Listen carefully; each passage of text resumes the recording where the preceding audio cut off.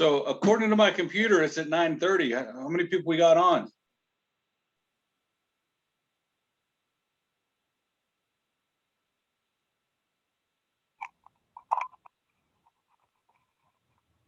Who is on the phone, which would be 719-352-2103? This is Jason DeBueno with Silver Key. Hi, Jason. Hello. Hey, Jason. Brian Champion, we can see your mouse. That is it.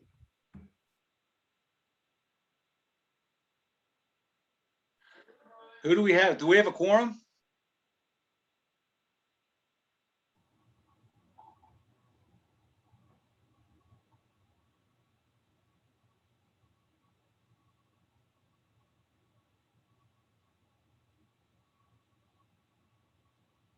Good morning, everybody. According to my clock, it's 9:31. Meeting is scheduled for 9:30, so let's go ahead and call this meeting to order. Good morning. My name is Dick High with Community Intersections. I'm the first, what's my title? The first vice chairman or something like that. And I'll be running the meeting today. So we go around a circle and introduce yourself and what company you represent. I'd greatly appreciate it. Thanks. This is Kristen with Goodwill.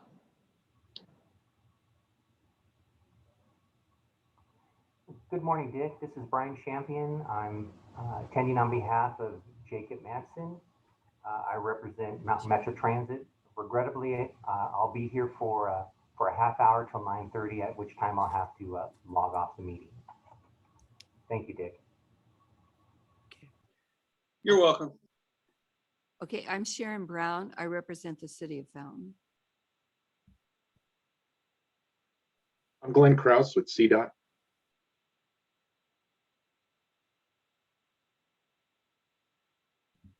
Okay, so do we just have 4 people on this and 3 voting members is all we have? Am I correct in my count? We have 5 We have voting members. 5 voting members and a quorum is 6, if I remember correctly, right? It's Correct. okay. We do not have anything to vote on, but Okay, that was my next question. we can shame those who are not here. All right, well, I think that's a good idea. So has everybody looked at the agenda? Yes. Can I get a motion to approve, please? Kristen Amundson, motion to approve. Sharon A Brown, second? second. Sharon All Brown, right. second. All right, thank you very much. So passed. Item number 3, approval from the minutes from the June meeting. Can I get a motion to approve if everybody's read it? Sharon Kristen Brown, so Ammon- moved. Oh, Kristen Amundson, I'll second that. All right. Is that one of the things you got to vote on, or is that's just it? I'm trying to remember here. I think that's it. Just the Okay, 2 good. things. All right, next item number 4, public comments, and we got somebody jumping in here for public comments. Yeah. I'm going to jump in here for public comments. Thank you very much, just ma'am. That's had who I alluded to, and your name escaped me, so I'm sorry. Laura Cruz. And I didn't introduce myself. And actually, there's 2 other people in the room. Actually 3. Gina Peterson, who is going to be speaking to us today from Unite Colorado, as well as Jay Anderson, who is here from Go COS, and Chelsea, last name Gondak, from Downtown Partnership. And so we have a couple of guests in the room, and just wanted to make note of that. I have a few things that I need to talk to you guys about. I actually typed up the meeting notes, more comprehensive meeting notes than what we had from our previous meeting. For those of you who were not on the call last time, which I think several of you weren't able to attend, we actually went through the bylaws and talked about, our group's purpose and how do we kind of assemble ourselves to actually fulfill that purpose. I know that we've had a very unique year where we were putting out a lot of fires and trying to adjust our services and having to focus more inwardly on our organizations, but how do we start fulfilling what the purposes of this committee? And so I will be sending out the meeting notes to those that are on the call. One of the big things that we covered was recruitment to this group, and how do we involve those that this group could really use when we're talking about coordinating efforts.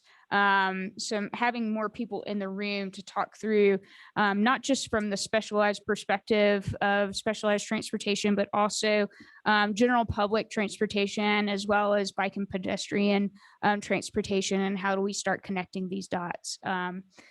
So I will send out those notes. These notes are kind of action items for you guys as individuals, because I'm going to be leaning on you to help recruit individuals to this group and increase participation. So that being said, that's one tick mark of what I needed to cover. Another thing that I wanted to bring up is a potential grant opportunity for planning and doing some needs assessment in our area. And so I'm going to send out that RFP. I am meeting internally with staff today, tomorrow, one of those days this week, to talk through how we could utilize this funding if we were able to get the grant to do a needs assessment to better inform our specialized transit plan, which will be kicking off next spring. So I'm going to send out that RFP. I'd like some feedback. We don't really have a lot of people on the call to discuss this, but I would like some feedback, and we'll be counting on you guys to help participate in if we do receive that funding for that planning grant. All right. I think that is all I have for you guys. I apologize. I'm going to have to hop off here about 11:10 to run down the street. So Jolene is out today, but we are recording this. Are we recording? We are recording this, so we can share that out with the group afterwards. All right, well, thank you very much. That was Laura, right? Yes, Dick. Oh, thank you. I'm going to blame my memory on my age here real quick. So thank you very much, and hope everything turns out on your doctor's appointment. And next up is we don't have any membership appointments or provider presentations anymore on there, correct? So Unite Colorado. Are you there? I sure am. Thank you. It's great seeing you. Thank you, Gina. Thank you. Nice to see you. Let me put my glasses on. Oh, there you go. The picture's kind of small, but go ahead and share whatever you're going to share with us, please. All right. So first, I just want to thank Laura for having me. Thank you guys for letting me crash your agenda here. And I do have a presentation that typically is a little bit longer. So I'm just going to ask if anybody has any questions at all during the time, just please talk and say, because I'll be looking at a different screen and I may not see the chat. Laura, if you don't mind, also just let me know if there's anything in the chat I need to address. But I'm going to go ahead and get started. And I need Laura, whoever's sharing the screen, I need to just switch it over to me. You should have access, Gina, if you want to just. No, I do. It just says that whoever's sharing currently needs to stop sharing first. Oh, it's probably the agenda's up. Yeah. Try now. Yep. Okay. I gotcha. Yep. All right. So I'm going to go through this, and it's a lot of information. So like I said, please just stop me at any time. And I set my timer, so I follow Laura's timeline that she gave me. So as Laura said, I am with Unite Colorado, and we are actually a network that started here in Colorado last November, and it launched in the Metro Denver Boulder area and has continued to kind of expand. And so we're currently live in El Paso County, Pueblo County also as of March, end of March this year. And so what our network does is it tries to connect healthcare and social care so that people who need additional support can get that support. And so this image that I'm showing you right now just shows that this client is able to be connected to all kinds of services, and we call these service types, from education, transportation, employment, housing. And so just trying to cover every social need possible quickly, without people having to tell their story multiple times. And our goal is to just create a more equitable community. So that is the goal of the Unite Colorado Network. This is something that probably many of you in this line of work already know, but this survey was done in 2019. So we're anticipating that the numbers are going to be much higher following COVID and everything that's come from that. But 17% of folks that were surveyed in this couldn't go to a doctor or pick up medication because they lacked transportation. So we know how important transportation is just to overall health and living.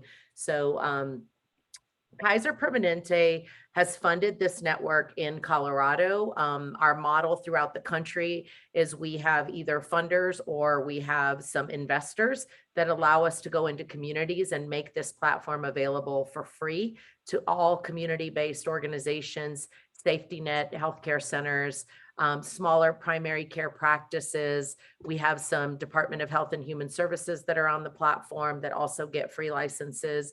And so we currently are covering 23 counties. Our goal is to be across all of Colorado by the end of 2022. And we currently have just over 250 partners on the network. So I will keep going here. This is the southern area. We're calling this our southern network. And it's, like I said, the El Paso County area into Pueblo County. We also do some of the surrounding counties. And these are just some of the partners that are on the network. And as I mentioned, we try to cover all service areas. So we have food here, we have work, we have housing. We even have programs like Harley's Hope, which I wouldn't have known about if it wasn't for this network. And what they do is they allow, they help seniors place their pets so that if they're having to leave their home for a period of time, they don't have to give them up for adoption or give them up to completely. They can find someone to foster for a bit. So really neat learning about all these different organizations that help all different types of services. And so this is just kind of a snapshot of how we try to do our network. We try to ensure that we have a lot of different areas covered. If we see something running low, and this is just like the whole Colorado, but if we see something running low, like if you see spiritual enrichment, if we get a request for a lot of that and we only have 2 organizations that are providing those programs, we'll reach out to others and try to get them on the network. So we have 250, over 250 organizations, 230 accepting referrals. And this is in 23 counties currently. We also have what are called community advisory groups, and they're made up of people from the community. So here in the southern region, we have like Envita and some of those folks on, and they advise us about the network, things that might need to be adjusted, changed. And so that's also really great because we get feedback from the community and from our users. So this is kind of how the network works. We have someone present to a organization that's going to help with finding a job. And while the intake process is happening, this person realizes that this gentleman has way more needs than just employment, and that if he doesn't get those needs met, he will not be successful in his employment search. So she has to gain digital consent to put him on our network, which is the Unite Us platform, and gains digital consent. And I'll show you in the demo how we get that. There's a variety of ways. And that allows her to communicate with someone to help with food insecurity, some shelter issues, and also transportation issues. And that can all be done on our platform. And Sue is able to track his journey real time and see what's happening. So this is just kind of a little bit of data from San Antonio that's been going a little bit longer because our network started for veterans. So we are in a higher presence in some of the communities that have military bases. And so you'll see that in this specific network, the third of the requests are for transportation. So currently here in Colorado, transportation runs about 4th. We have food and shelter and obviously mental health and transportation that are kind of together. But you'll see that most of our clients in the networks have co-occurring needs. And that is why we need to have services for every type of service that someone might need. We also are protected, and this wouldn't necessarily apply for transportation, but just quickly so you know, if someone from one of your organizations were to decide to do a referral, which you do not have to be sending, you can be a receiving only organization, a sending only organization, or you can be both. That's a choice that you make. But if you do have mental health, substance use, or legal services, those are all protected by our sensitive service types, and those get locked, and whoever does those will not be able to see the notes on that case. But this is just kind of an instance of someone who had some transportation barriers and used this Unite Delaware to connect someone that needed some transportation in order to make all the rest of the pieces work.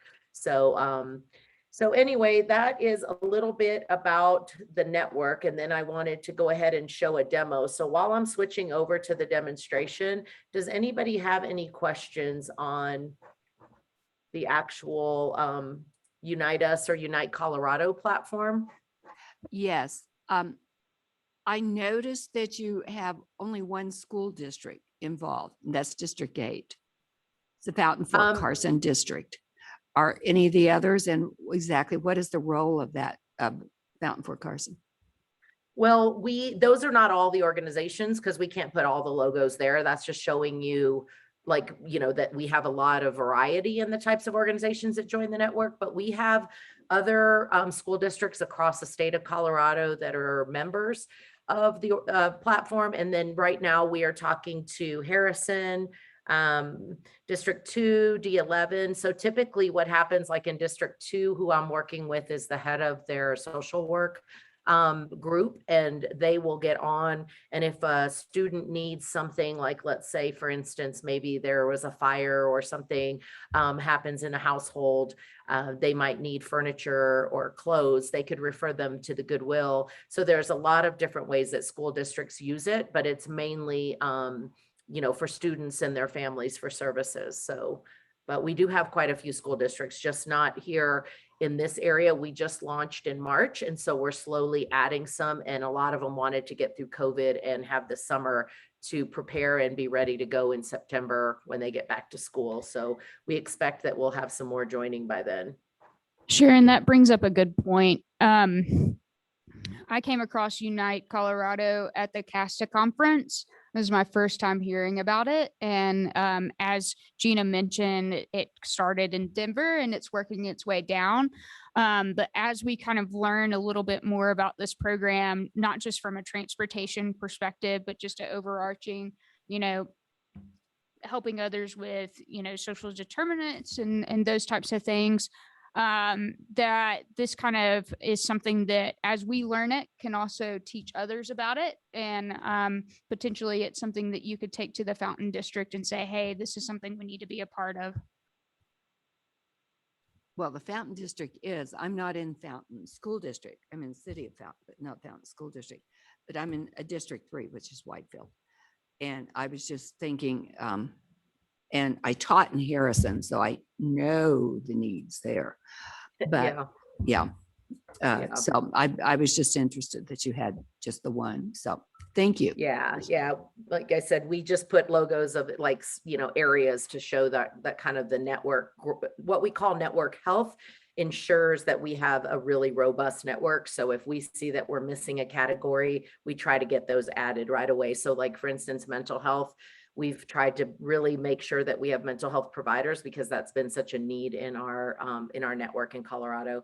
So I'm going to go ahead and show you the demonstration. It really is pretty easy to use. We have 5 core actions, and I always highlight that because I don't want people to be afraid that I'm showing all these things, because you would only ever enter this network platform if you were going to be doing one of the issues that I'm mentioning here, the action steps. So one of the things that we like to share is that this is web-based, so you don't have to log, you don't have to buy any software, put it on your computers. It's all accessible through the web. The only thing we ask is that every user have their own login. So if it's an info at, for instance, we just ask that info at goes to one person, and then another person that might monitor that email would just have to get, use their own email for that. So you log in and this is what it would look like. So as Karen Weaver from Food Bank of Central Colorado, and this is all fake because our demo network, none of this information is real clients, but I would log in based on an email that I got that said, hey, Karen, you have a new referral.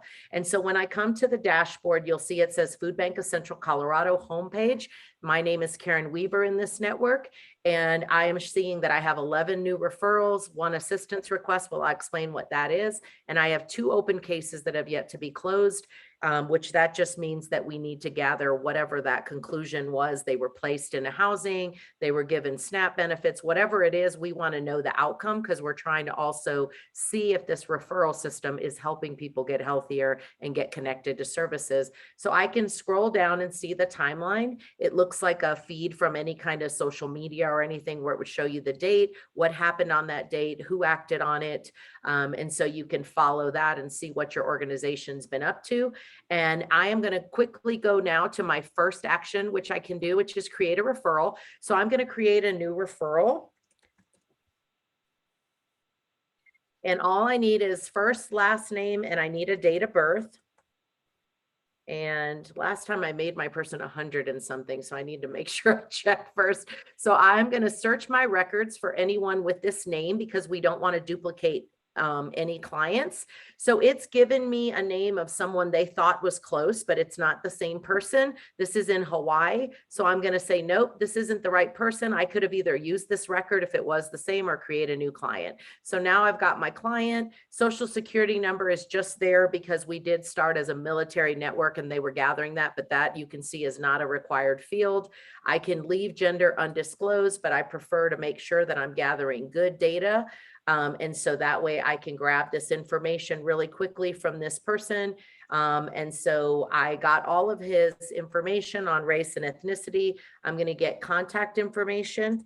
And so all of this, once you are, getting used to this, you can do this within a 5-minute time is what we have found from some of our users that have told us how long it takes them to make a referral. So I'm gathering contact information. This client has said they prefer to be contacted by text, and the best time to contact is in the evening. So again, on this address type, since we do have clients that are not stable housed, we want to gather at least at a minimum the fact that this would be an unknown address because it's someone who does not have stable housing, and they want us to find services for them that are within the area that they're spending the most of their time. So we're going to use the zip code area that this person provided, and it's going to search within a 50-mile radius for the services that this person needs.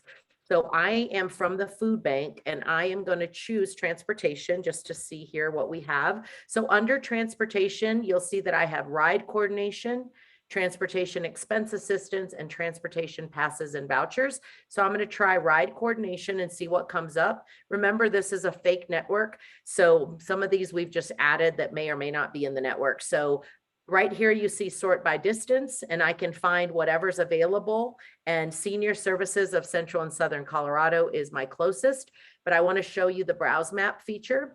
So in the browse map feature, it looks like any other kind of Google map search where you can see I'm the blue dot here as the client, and then I can see what's available around. This network hub is actually a staff person that's on the Unite Us staff that will assist with doing a referral if you can't find the right match or you're not sure if you're doing the right thing here. So what I'm going to do is I'm going to click on this box that gives me the information of this organization, which is Silver Key. I'm going to hit the information. This sidebar is going to come out. It's going to give me an address. It's going to say about. It's going to give me the hours of operation. And then as I go down, I can see their services. And I don't need food assistance, but I do need this ride search. So I want to go ahead and look all the way down and read my eligibility. So my client would need to be 60 or over in order to use this service. So let me just close this real quick. I can also have filtered here by population. So if I was serving a specific population, like seniors, I could have searched that way, and then it would have taken the others off and specifically chosen Senior Services of Central and Southern Colorado because it was for a senior. So I can use the filters option. We don't always use them. So if you turn your filters off, it's just going to search based on that 50-mile radius. You can also see who needs accessibility like ADA, blind, deaf, hard of hearing, interpreter services, or even a language if the person needs a service in a different language and you want to make sure that organization can serve. But right now, we're just searching by a 50-mile radius. I'm going to close my filters and I'm going to go ahead and select senior services. To be honest, I don't remember how old I made this gentleman, so we're going to pretend he's a senior. I'm going to hit the plus sign and it's going to add recipient right here. And so I'm able to add this recipient. I can select the program and whatever programs this organization has would show up. So it's showing me the ride transportation service would be my program. And then as I slide down here, I just want to put a note. Don't want to do all caps, but transportation to medical appointments. So you would just want to put enough in here that it would give the next organization information without doing any kind of personal information or protected information that would not need to be in here. You can drop any documents that might be here. If there's anything that was required, let's say there was an income requirement or anything like that, if that person has that with them, you could go ahead and update that. You can also add another referral for a different service type from here, but we're just going to do next. And right now, I have created, I'm going to turn off my camera. It's saying my internet's unstable. So what will happen after every referral that is made, you'll get a quick assessment that'll just ask, like, why does this person need transportation? Do they have a valid driver's license? Do they require handicap accessible? Does the client need a vehicle repair? And that's because it's matching to some other services. We're not going to do the assessment, but it's really there to capture any information the client might share with you so that they're not having to tell that story over and over again, because we know that adds to the stress. So we're just going to hit next. And here's my referral ready to go. I have the gentleman's age, contact information, that he needs a ride. And I'm going to say, whoop, you know what, this looks good. I'm going to submit. And that is how quickly I can do a referral on the platform. Now, because this is a new client, we have not served them before in our organization. I have to get consent from him to be on the platform. This is not consent for any service that you might offer or another organization might offer. It's just consent to share their name and their contact info. So you can do it in an audio file. You can upload a signed paper form and you can browse for different languages. You can do an on-screen consent. You can do it by email and it'll send that person the consent form and they just have to sign it. You can do it via text. Or you can do our on-screen attestation, which is our more popular one right now because we're not seeing people. You go to the form, you read all this information to the client, and then they just have to say yes, yes, yes, no. And then you can just sign this as the person that took that information from them. And now I've said that this gentleman gave me permission to share his information, and I can attest to that. Now, this can be removed by the client at any time. They can say, I don't want to be on this platform anymore. But typically that doesn't really happen that often. So now I can see my timeline of who I've sent referrals out. And remember, this is a demo network, so it would not say needs action on all of these if I wasn't creating these every day. But that is how quickly you can create a referral. Does anybody have any questions on how you create a referral?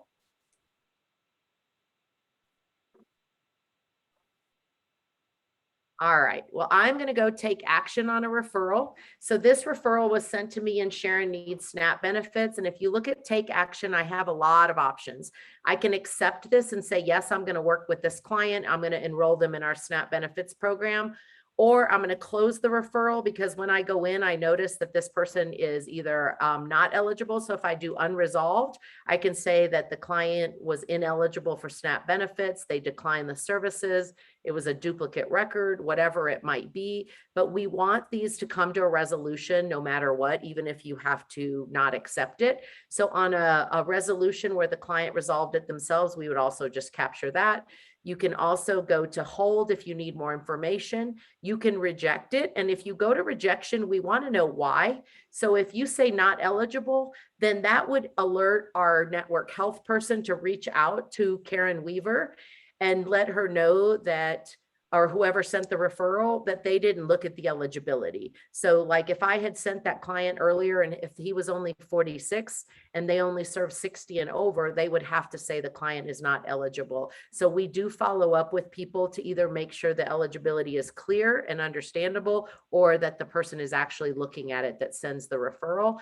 And then you can also send it on to another organization if you are no longer doing that program or you've run out of funding. So it's really a nice feature that you can have there. You'll see that Sharon and every client has a notes section. I can log interactions that I've had with them. I can email them. I can write how long the interaction was. If this is like a grant where you have to reach out to people a certain number of times, you could capture all of that here.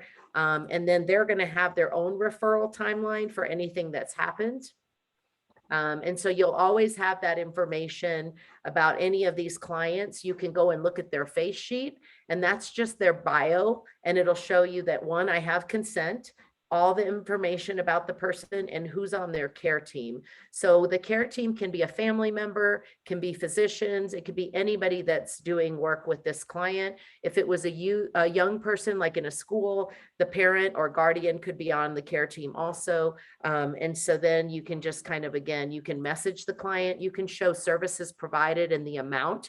If it's a grant and you're trying to track how much money you're giving out, you could mark that there. We use that for some CARES Act funding that we received in St. Louis, and the United Way there used our platform to track the money going out. And then I can refer Tom also straight from his face sheet. So that is how you act on a referral. So that's the second core action that we have.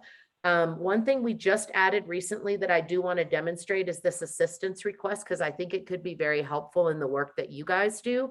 This is the Harrisburg and Rockingham County United Way, and they've put our assistance request form on their Get Help button. So what happens is, as a client, when I get this, I can fill out all my information.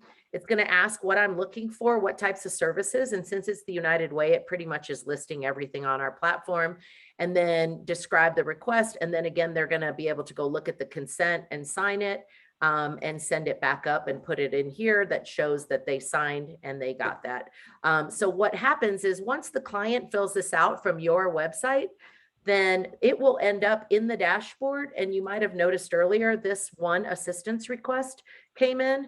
So this George Felix filled out his own request, and it could have been after hours, the phone lines were busy, whatever it might be. And all he said is, I need help applying for benefits. And because I'm a food bank, I know that that's related to SNAP and whatever other kinds of food benefits are available.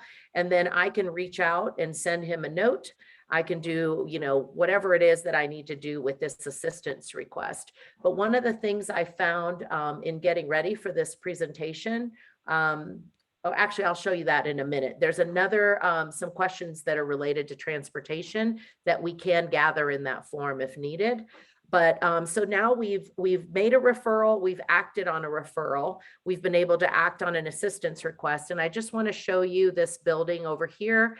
Karen is the only person from this organization that's on the network. So under users, it's just one person. Usually it would be, 3 or 4 or 5, depending on how many would be referring or accepting.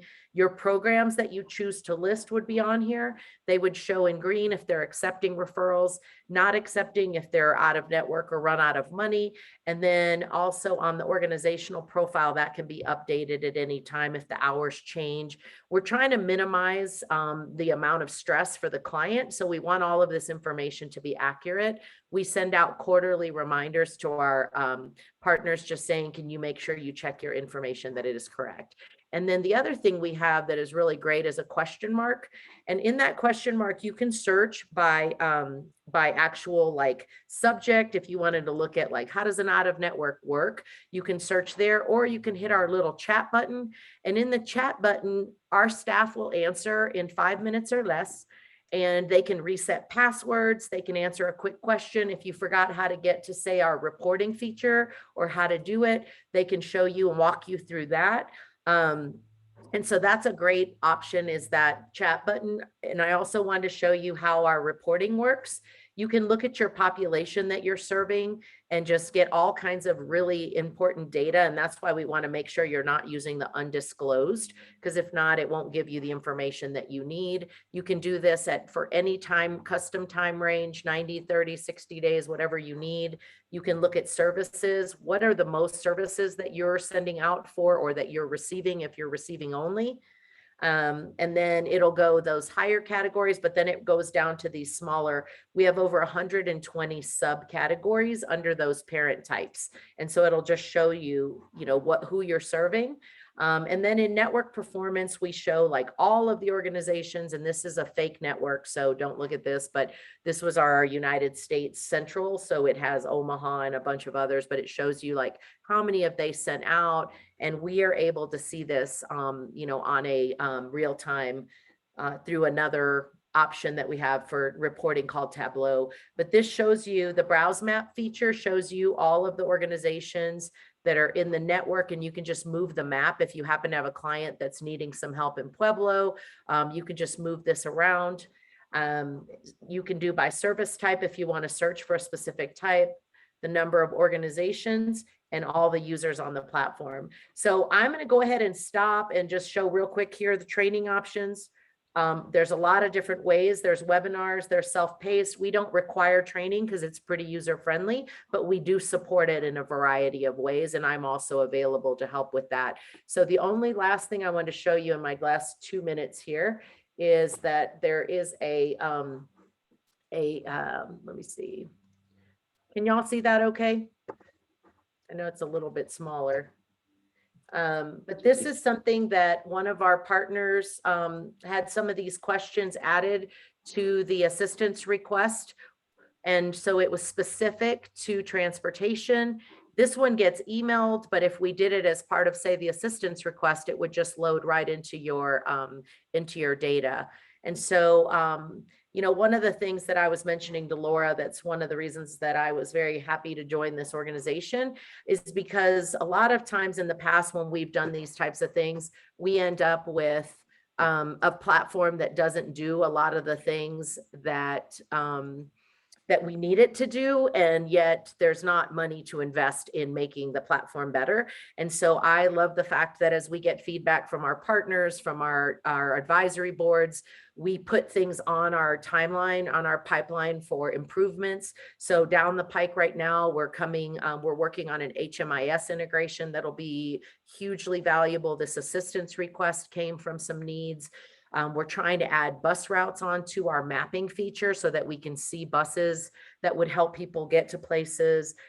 So always improving the platform, which I think is also pretty amazing. So I know that's a lot, and I'm literally at my last minute. So I wanted to see if there's any questions. And I know that Laura could send out my information too, if anybody wants to set something up with me where we could do a one-on-one or with members of your organization. So any questions?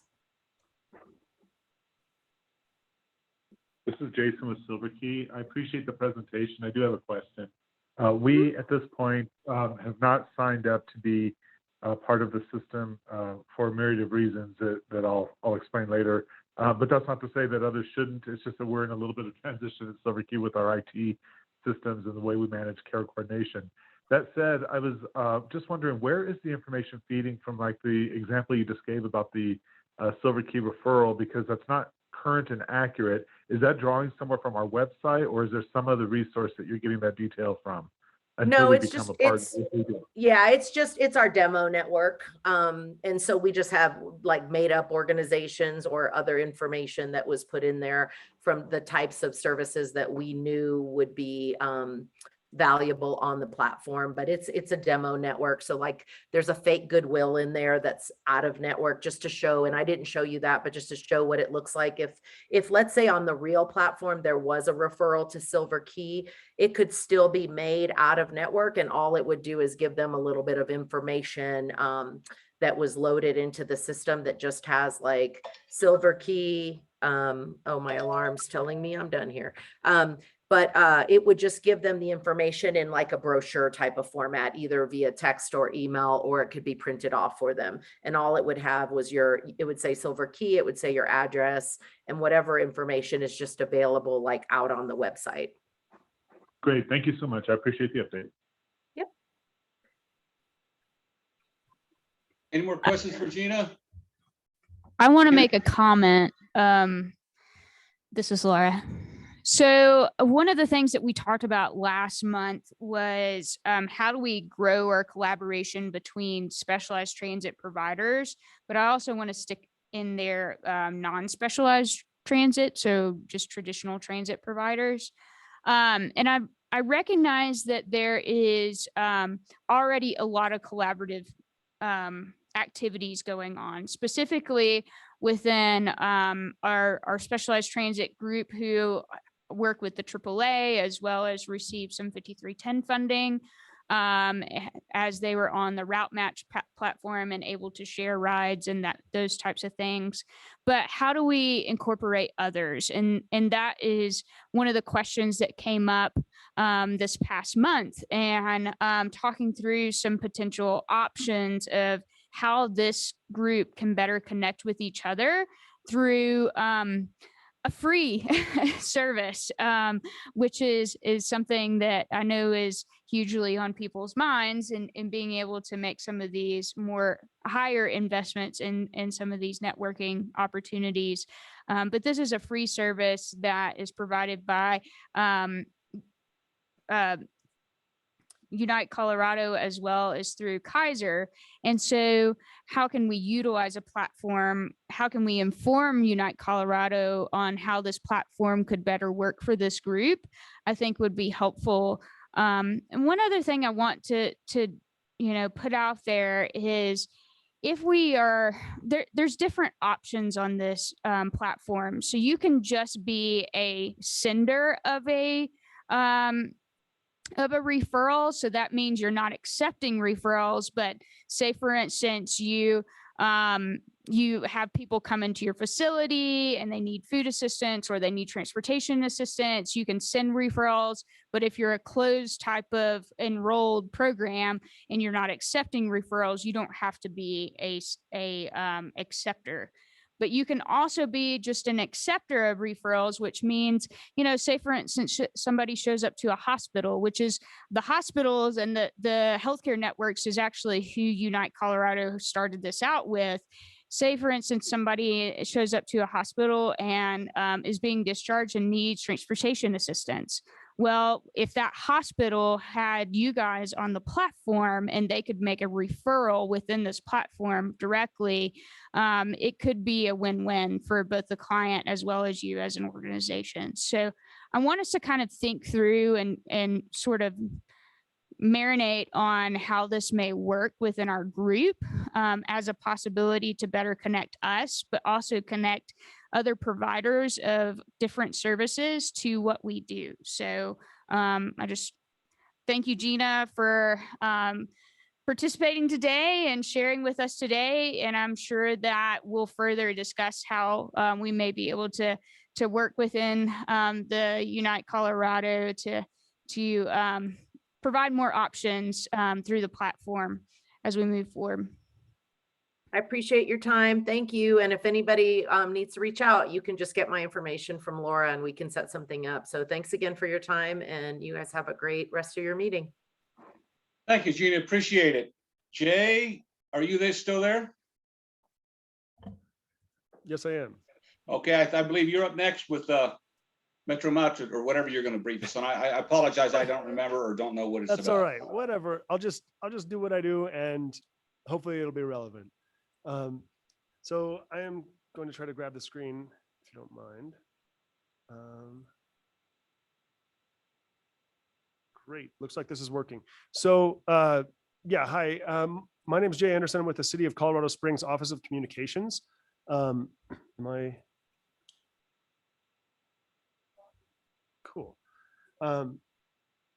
So I'm responsible at the City of Colorado Springs for a couple of different programs. One of them is our public participation program, which is where we try to enhance the way that we seek input and feedback from our community.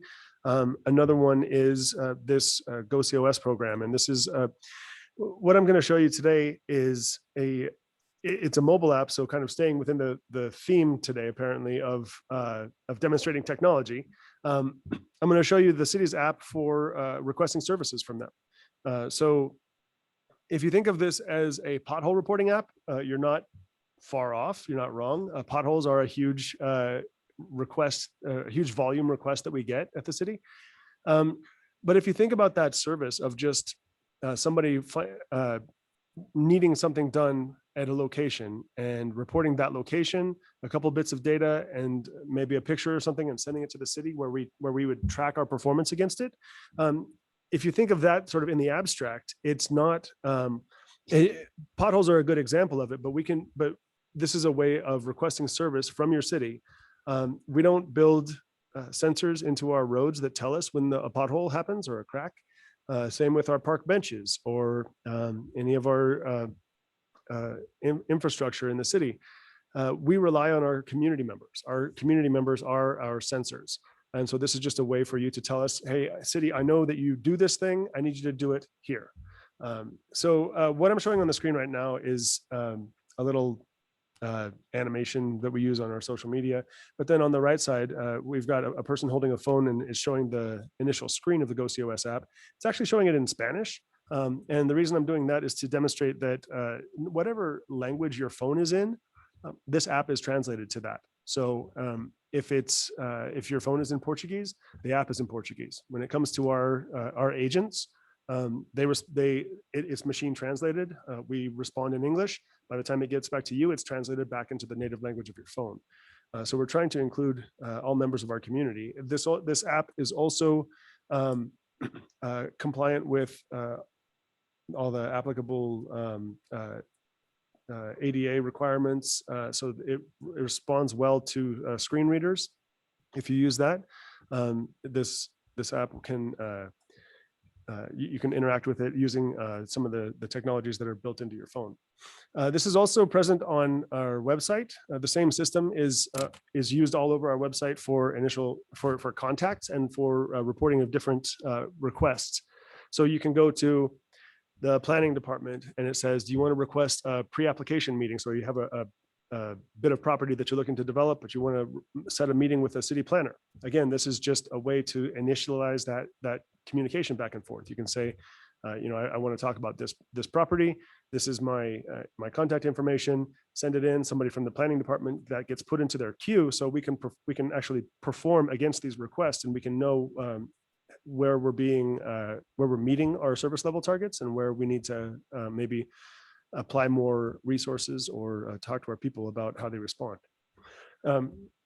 I'm going to advance. What I've got on the screen now is the same app, but showing, again, in Spanish, different request types. So you've got graffiti reporting, you've got, well, I wish I spoke better Spanish, but it's, you can see where it's listing, you can report, yeah, it looks like graffiti, there's trash, there's fixes to the roads, or reporting traffic issues. For this one, we've got the next screen that I'm showing on the app is map location. So it uses your phone's location or your IP address location if you're on a desktop.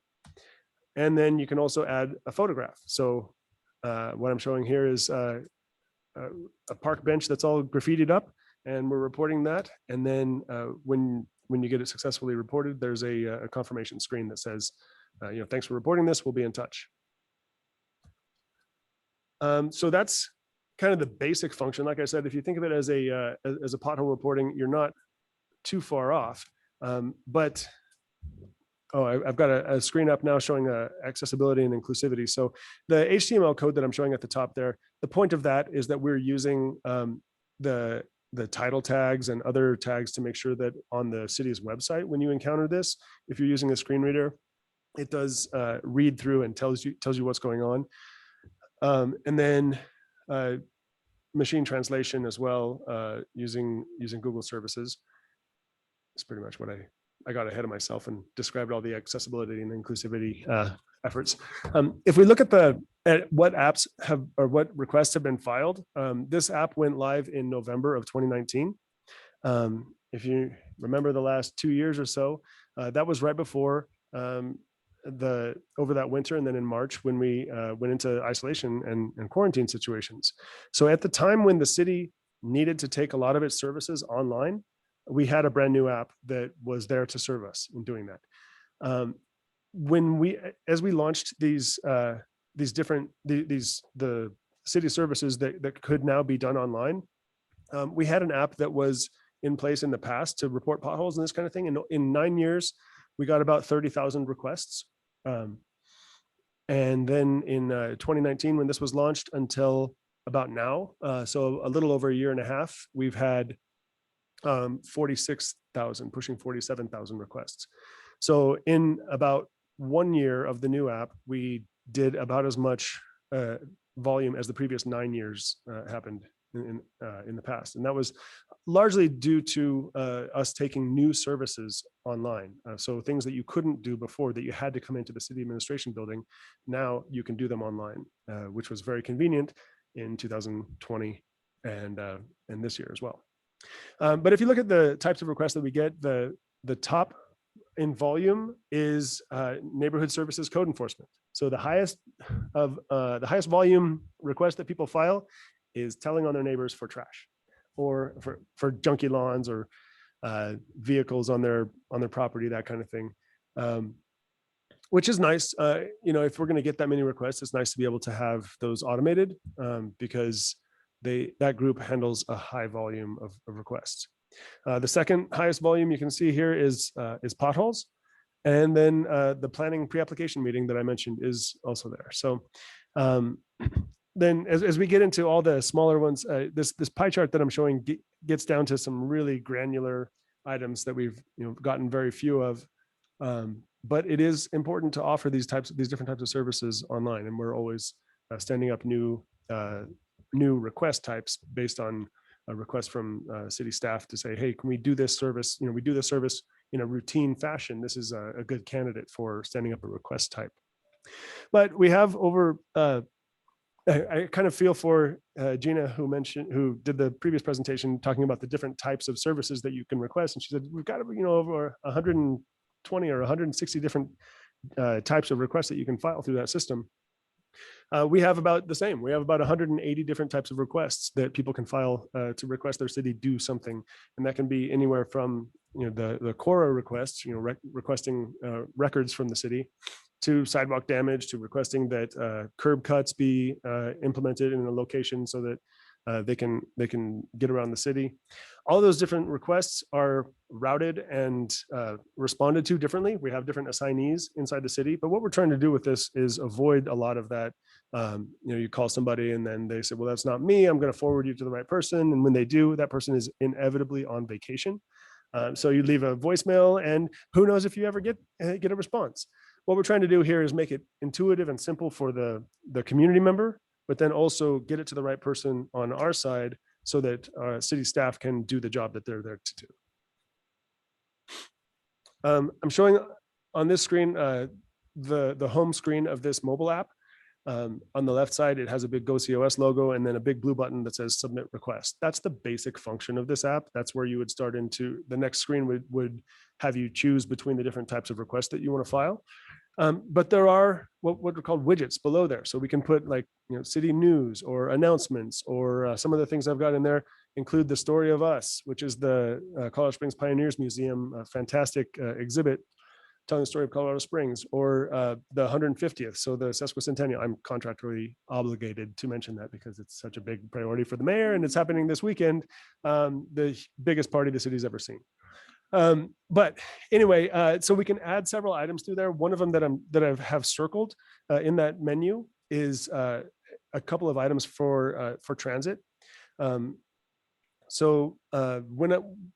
In 2019, before we launched this, I actually worked with the Independent Center to convene a focus group of people who would potentially use the app. And one of the biggest things that they wanted to know was how do you check your balance for your your Metro mobility account.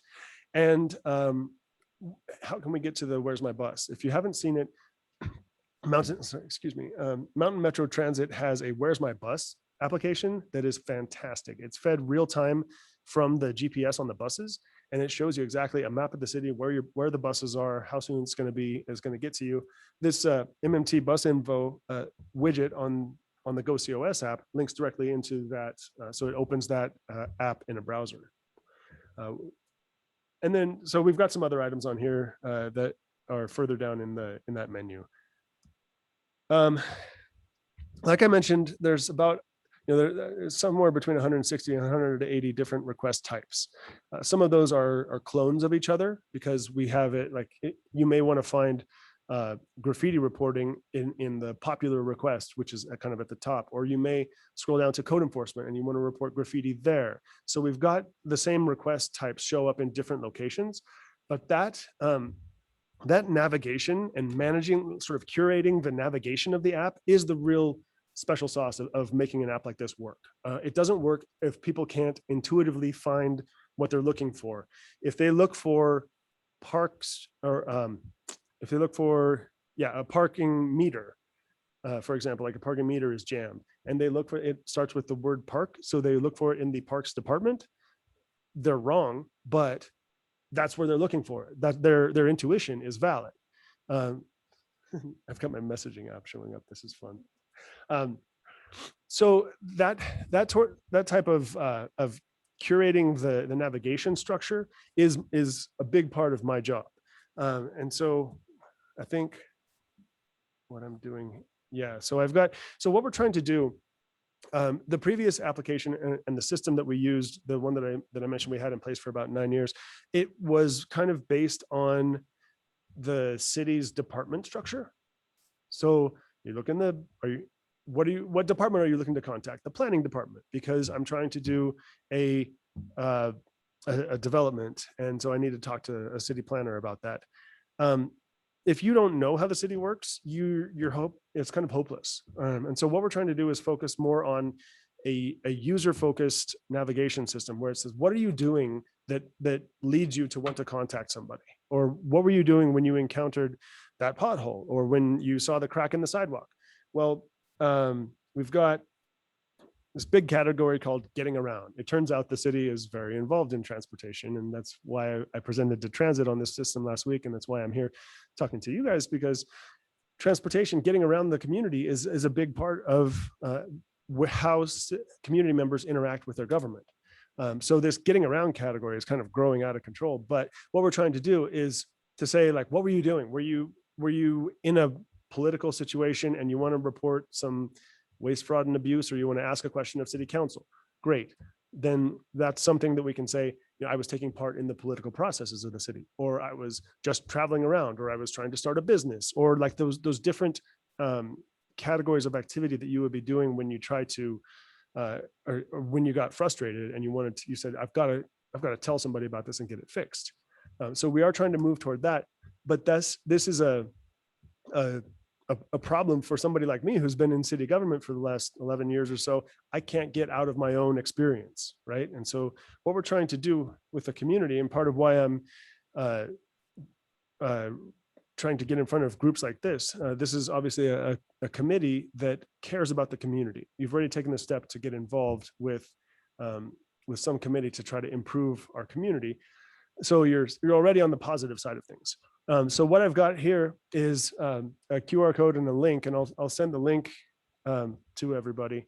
But what I'm showing on the screen is a little map that, wait, where is it?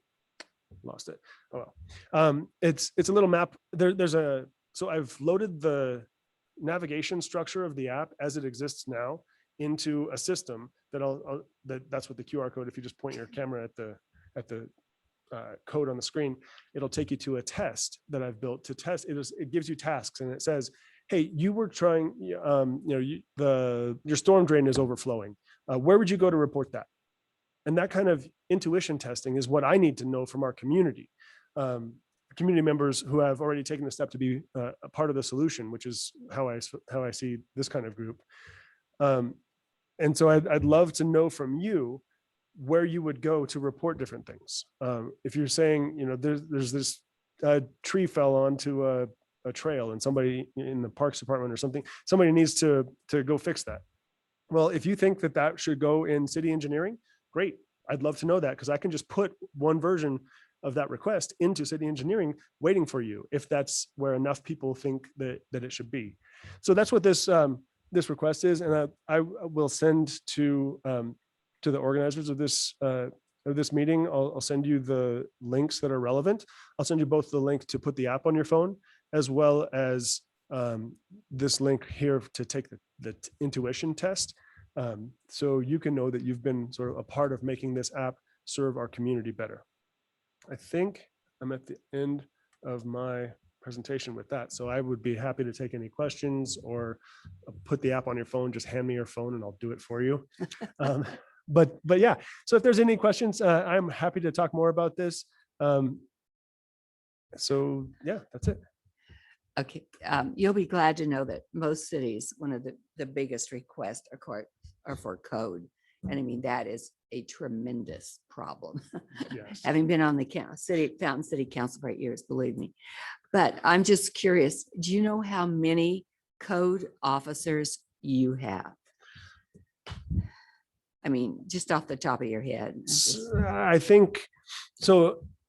Yeah, I think the city of Colorado Springs Neighborhood Services Code Enforcement Division is underneath planning. Okay. They report into Okay. planning. I think there's so in the administration of it, there's Mitch Hammis, who is the head of it, and then there's 2 office specialists who handle a lot of these requests and sort of do the distribution of the assignments when they come in. And I think the actual officers who are out in the field, I think if I put up 2 hands, I think I'm outnumbering that group. I think there's less than 10 people. Right. I want to say between like 5 and 8 right. of the actual employees who go around in trucks and Okay. respond to these things. I was just curious. Thank you. Yeah, sure.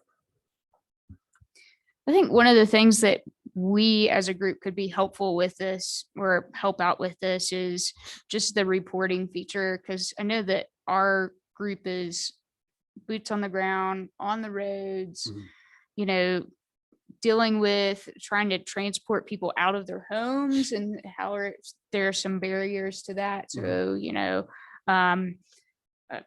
cuts in the sidewalk, those types of things, of being able to get Sure. somebody transported outside of the home.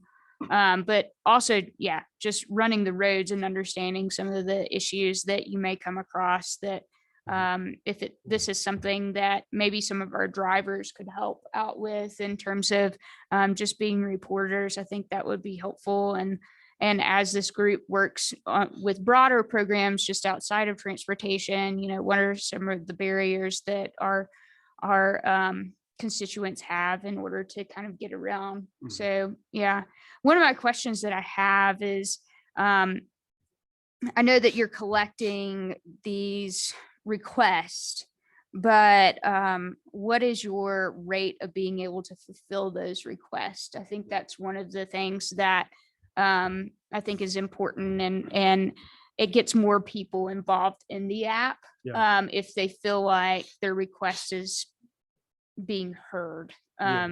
So yeah. Yeah, it's going to depend based on the request type, of course. If it's a question, if you're just filing a question of city council or a Cora request, those are, there are service level targets that we must hit on those. Some others, we've set a department level target, and we do some reporting and analysis on that. If we're breaching our service level targets, then we want to make sure that we're applying more resources or training or whatever it is to get those within our targets. But yeah, some of them, and honestly, some of them depend on funding. A lot of the requests that we get are concrete requests. Those are tough. Those are tough because that falls into contracted programs where the city is going to, we'll take your request and put it, add it to a list and be very aware of it. But we also want to keep expectations within reality, which is like concrete has not been funded well for the last decade. we have a backlog that will take us the next decade if we were to get funding today. You know what I mean? Like it's very challenging, and it's hard to respond to citizens with that truth, but we do want to work with integrity and not say like, we'll get right on it. It's, you know, if there's not funding, you know, it's a statement of values that we've done, that we have not valued concrete repairs and sidewalks and that kind of thing at the rate that we should, or that would be desirable. So we want to make sure that we're keeping everybody, you know, keeping ourselves honest. But yeah, some of them, sorry, I went right to the worst example. But yeah, if you look at, I mean, and I look at this every day of our rates of closure, you know, are we responding and getting on things at the right time? And there's also some technical situations like this app is one system for intaking requests, but we've had other sort of operational systems within public works, especially for a long time, where now we're making these two systems talk to each other. And when we do, you know, it files it over to here, and we send something back to the original system that tells you like, yeah, we got your request. Especially for public works, things for like potholes and asphalt repair and that kind of thing. We have systems that track how many crews are out there and how many tons of asphalt and what kind of machinery. And that's not relevant to just saying, hey, fix this pothole. But the maintenance of the communication between those two different systems is part of the job of maintaining these systems. And so some of the reporting, and especially against like service, you know, we need to respond in 1 day, or we need to close the request in 3 days, or those types of things are often managed in the operational system. So looking at those, sometimes it looks like, well, you know, we're closing these requests on time. Well, that means the other system has it. So like there's some of that you know, we're working through, and we're always trying to make it more accurate. And Maybe you need the techies from Unite Colorado to figure that out. right. Yeah, there was a lot of similarities when she was going through that program. Yeah. So it was pretty cool.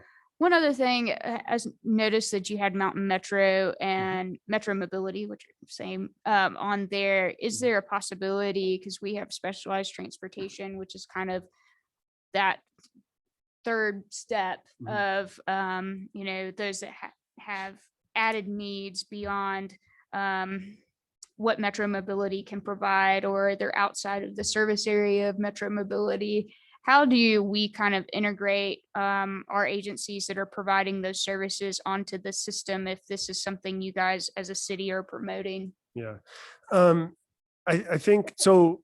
There's been some change over the last year or so in my primary contact at Mountain Metro Transit. So in the past, when I was standing up the system, I went to each of the city departments and enterprises, and I said, you know, what do you want me to build for you on this system?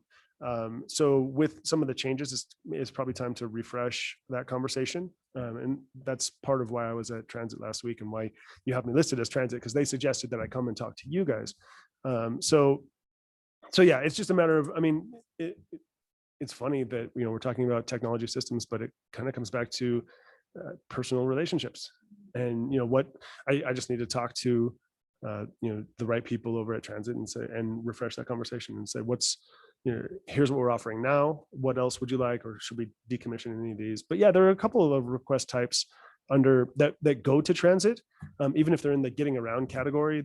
It's you know, lost and found, or a ticket vending machine was malfunctioning, or my driver was mean to me, or like these types of requests that could go forward. And there could be some that would be, you know, I need resources for specialized transportation, and we would have some workflow for the person at Transit to connect them to the right resource. Or, you know, we could put a link in the system and kick them out of the system to the right other system to connect with, or to bring those resources to bear on their situation.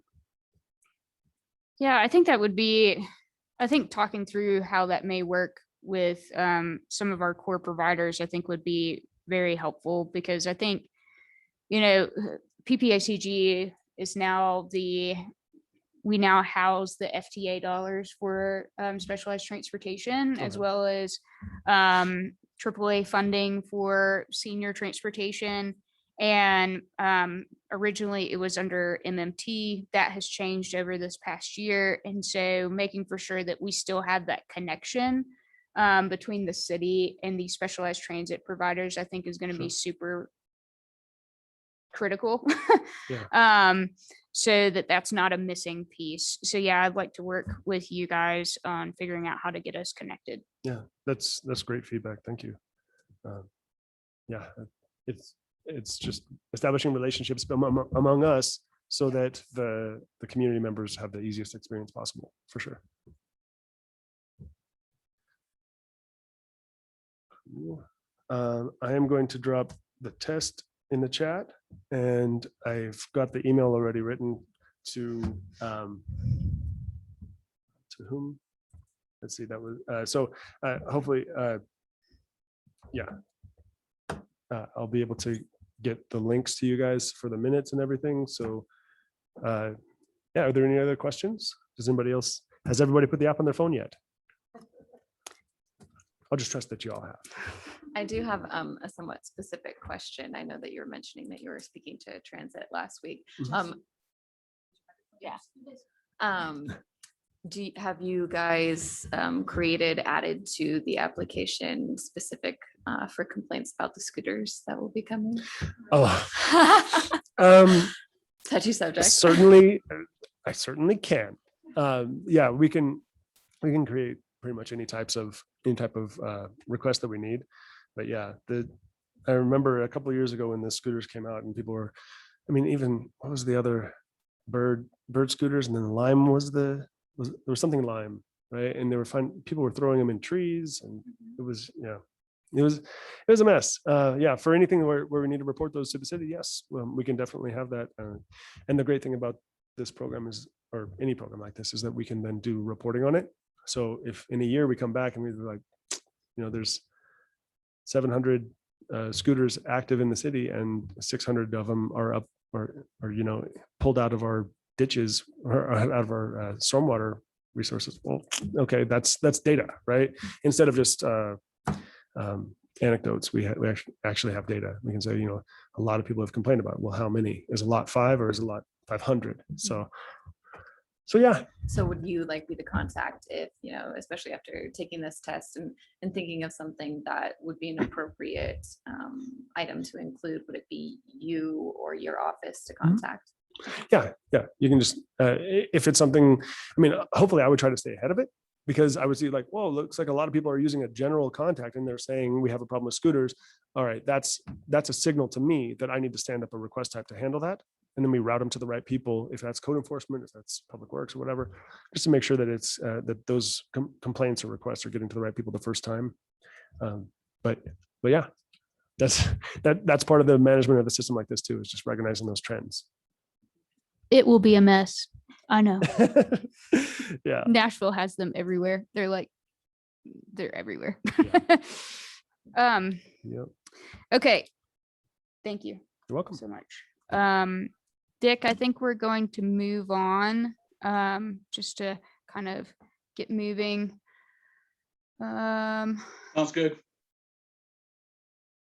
One thing Glenn mentioned in the chat, I don't think we were able to catch it, but just a reminder that the super call is out for CDOT transit projects, and that there is 5304 funding that is on the table right now as other planning funds through CDOT for regional or local planning. So also there is within the super call, those of you who are needing vehicles, that is out as well. I believe, Glenn, that one's due in like September.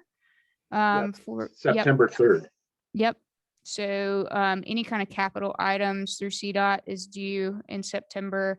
And then also we just concluded a couple of weeks ago the applications for operational expenses through CDOT. That has been concluded. And so I think all that we have left this month is the planning grants and then the capital grants in September. Is that right? Did I get it, Glenn? That is correct. Very good. Awesome. Yes. So just to let you know, Glenn, the grant that I was talking about was not a CDOT grant. So we'll talk offline on that. Sounds good. Or is that it? Yes, I will be quiet. Oh, okay, it's just curious. I'm not meaning to rush you. Let's just move on. Does anybody else have anything there? Whoever, we had a couple people leave, I know that. Some great chats going on. So that's good. So our next meeting is on August 24th. Do we have any action items for that? Not at this time. I was gonna say, I'll take silence as a Possibility. no. If you do, please get that in the in the Pikes Peak area of aging. Is there a deadline for that, Laura? Or do you know? Say that again. For action items for the next meeting, any deadline on that? So no major deadline. Well, actually, if we do vote on the potential of applying for some funding for planning, that deadline for that grant would be August 27th. But I think as a group, we can kind of convene a little bit offline on some of those, on that opportunity and come to a conclusion. So. All right, that sounds good. So coordinate directly with Laura. Would that be safe to say, Laura? Yes, I will be reaching out to you guys. Okay. It is specifically for senior and specialized transportation. So. All right, sounds good. Looking forward to it. And with that, we're down to number 9. Is can I get a motion to adjourn, please? So move, Sharon Brown. Thank you. Second. Do I get a second out there? No one can second. Oh, no one can second. Can I second myself? Yes. Okay, well, I second it myself. Dick, I'd second myself. Hey, everybody, thank you very much. Hey, presenters, there's some great information out there. Just to let you know, when I get home and on the internet, I'm going to download the Go COS app so I can get on that. So I learned a lot today. Appreciate it. With that, everybody have a great month, and we'll see everybody next month. Thank you. Bye-bye.